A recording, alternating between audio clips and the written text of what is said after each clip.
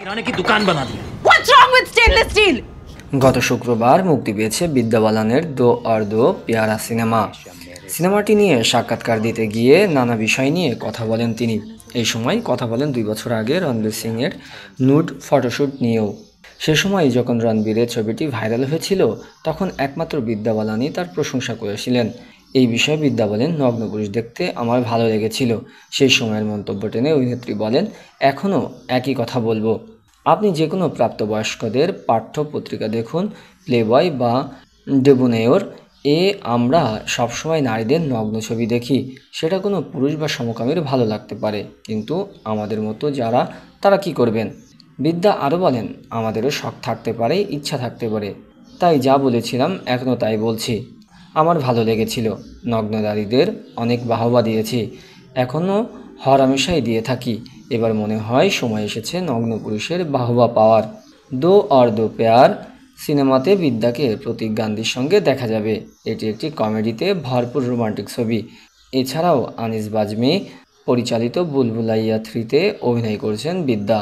2005 সালে পরিণত ছবি দিয়ে বলিউডে ডেবু হয়। ক্যারিয়ারের শুরুতে একাধিক হিট ছবি উপহার দিয়েছেন অভিনেত্রী। তথাকথিত কোনো ফিল্ম কানেকশন ছাড়াই বলিউড ইন্ডাস্ট্রির বিভিন্ন চ্যালেঞ্জের সামনে দাঁড়িয়েছেন বিদ্যা। ঢালিউডের কিং শাকিব খান খুব শীঘ্রই স্বাভাবিক ছন্দে ফিরছেন, শুরু করতে চলেছেন সংসার।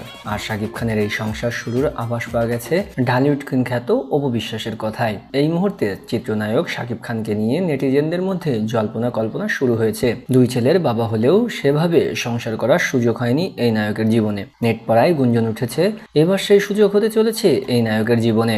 সম্প্রতি বাংলাদেশ চলচ্চিত্র শিল্পী সমিতি 2024-26 মেয়াদের নির্বাচনে ভোট দিতে এসেছিলেন অপু। ভোট দেওয়ার পর নানা প্রশ্নের উত্তর দিতে সাংবাদিকদের মুখোমুখি হন তিনি। এই সময় অপুকে প্রশ্ন করা হয় ছেলে জয়কে নিয়েও। খুব শীঘ্রই পড়াশোনার জন্য দেশের বাইরে যাচ্ছেন জয়। এই বিষয়ে অপু বলেন, আমি চাই না মিশ্র প্রতিক্রিয়ার মধ্য দিয়ে জয় বড় হোক। এরপর ওর বাবা পরিবারের সব সদস্যের অনুমতির পরই জয়কে বিদেশে পাঠানোর সিদ্ধান্ত নেওয়া হয়েছে।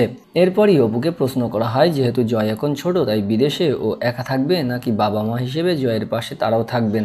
এমন প্রশ্ন শুনে মুচকি হেসে অপু বলেন, এই বিষয়টি আসলে পারিবারিক, তাই এই বিষয়ে কিছু নাই বলি। আমরা সবাই চাই সেলিব্রিটিদের কাজ নিয়ে মিডিয়ায় ফোকাস থাকুক, ব্যক্তিগত জীবন এখানে না টেনে আনাই ভালো।